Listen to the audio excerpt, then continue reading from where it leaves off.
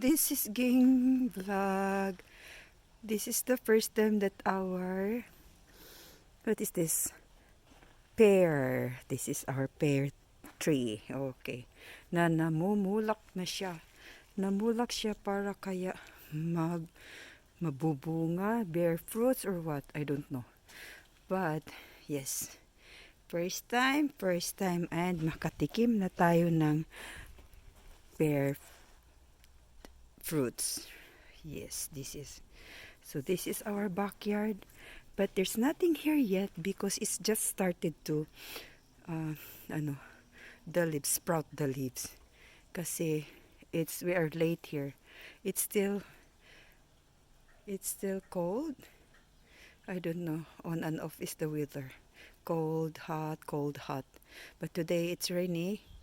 It's rainy day, so I'm here at the backyard just vlogging my pear tree. My pear tree. My goodness.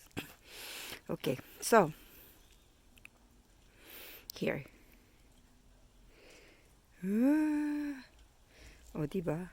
So, itong ano namin, wala pa talaga garden.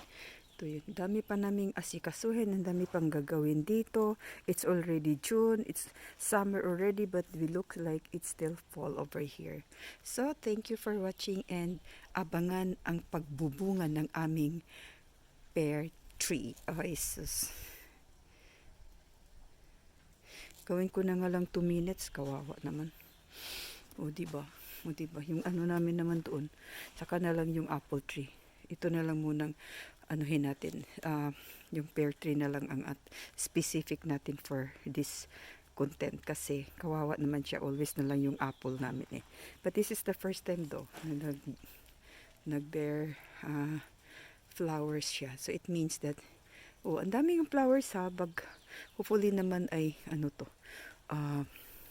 mamunga sila lahat o yung mga flower na yan. So, bye-bye you.